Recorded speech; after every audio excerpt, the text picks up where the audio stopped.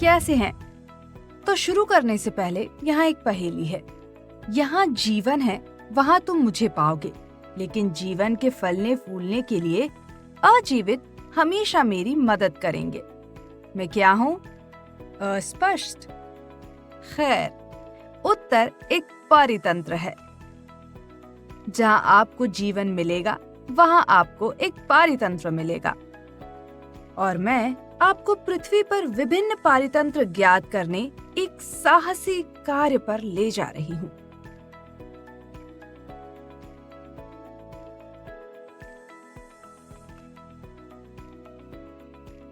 तो आप किसका इंतजार कर रहे हैं? चलिए।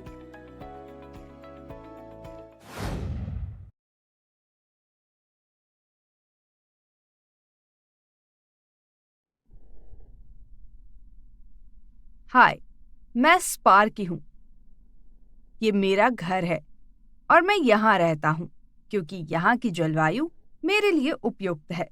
मेरी भांति कई अन्य लोग भी इस क्षेत्र में रहते हैं। ये फ्लैपी है। फ्लैपी इस पूरे क्षेत्र में उड़ती है और वो जगह को मुझसे बेहतर जानती है। क्या आप जानते हैं कि ये जगह एक तरह का पारितंत्र है? तो एक पारितंत्र क्या है? एक पारितंत्र जीवों और उनके पर्यावरण के बीच परस्पर क्रिया का एक तंत्र है। वास्तव में जहाँ जीवन होता है, वहाँ पारितंत्र उपस्थित होता है। मुझे समझाने दीजिए। हमारी दुनिया विभिन्न पारितंत्र में विभाजित है। इनकी अपनी वनस्पति और जलवायु विशेषताएं हैं, जिन्हें जीवोम कहते हैं। इनमें से प्रत्येक जीवोम प्रजातियों की विविधता से बसा हुआ है। इसे जैव विविधता कहते हैं।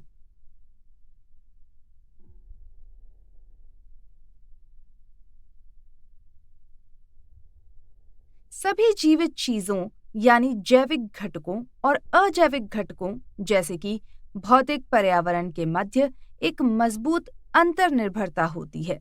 इस क्षेत्र में रहने वाले सभी प्रकार की जीवित चीजें, पौधे, जीव, कवक और सूक्ष्मजीव जैविक घटक हैं।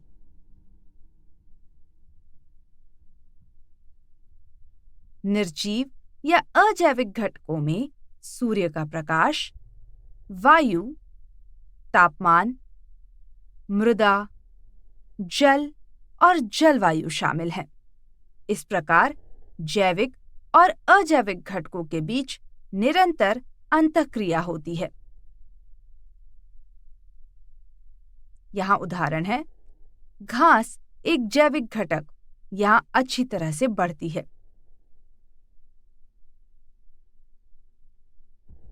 ये वर्षा, तापमान और मृदा जैसे उपयुक्त अजैविक कारकों के कारण होता है।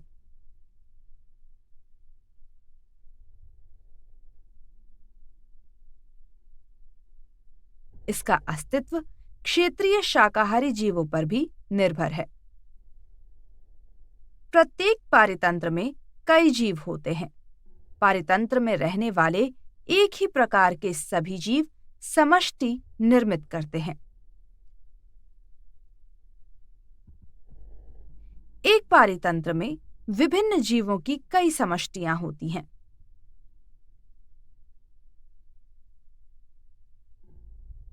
एक विभिन्न पारितंत्र में प्रत्येक जीव एक भूमिका निभाता है। वह संसाधनों का उपयोग करने की भूमिका होती है। इसे निकेत कहते हैं। क्षेत्र में पाए जाने वाले जीवों की समष्टि एक समुदाय बनाती है। पारिस्थितिक तंत्र दो जलीय और स्थलीय पारितंत्र में विभाजित है। अलवण जल से भरी नदियां,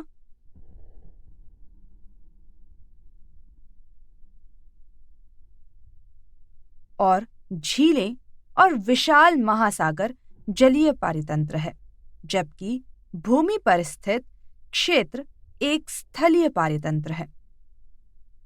उदाहरण के लिए घने वनस्पतियों और जीवों की एक समृद्ध विविधता वाला वन। अल्प वनस्पति वाला एक विशाल बंजर रेतीला रेगिस्तान।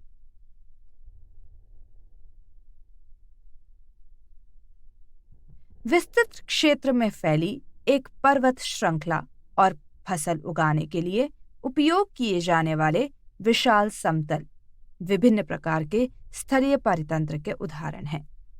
एक पारितंत्र हमेशा विस्तृत क्षेत्र में फैला नहीं होता।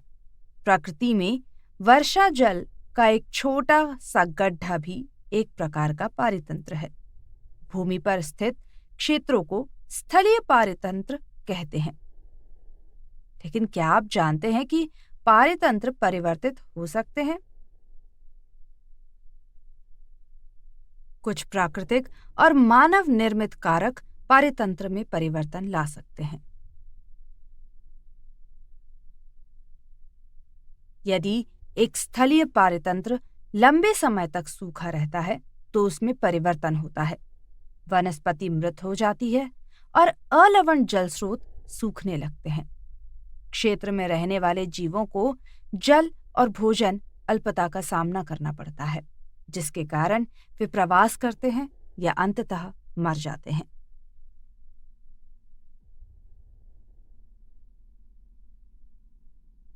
इसी तरह गैर जिम्मेदार मानवीय गतिविधियों के परिणाम स्वरूप एक पारितंत्र परिवर्तित हो जाता है।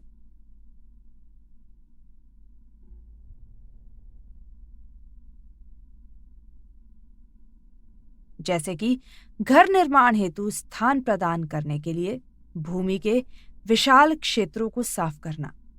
ऐसी गतिविधियां जैविक और अजैविक दोनों घटकों को प्रभावित करके पारितंत्र में परिवर्तन लाती हैं। आइए सारांश देखें। पारितंत्र में क्षेत्र के जैविक और अजैविक घटक शामिल हैं। प्रत्येक जीव पारितंत्र में रहने वाले अजैविक कारकों और अन्य जीवों पर निर्भर करता है। एक क्षेत्र में रहने वाले एक ही प्रकार के सभी जीव समष्टि का निर्माण करते हैं। एक पारितंत्र में आमतौर पर कई समष्टि होती हैं। विभिन्न प्रकार के स्थलीय और जलीय पारितंत्र होते हैं। कुछ प्राकृतिक और मानव निर्मित कारक एक पारितंत्र को परिवर्तित कर सकते हैं। ओह, आप फ्लैपी और स्पार्की से मिले? वे मेरे अच्छे पुराने दोस्त हैं। वे पारितंत्र कम से कम कहने के लिए अद्भुत थे, लेकिन जब पारितंत्र की बात आती है तो मेरे पास हमेशा पसंदीदा होता है। कोई अंदाजा? ठीक है, मैं आपको एक संकेत दूंगी।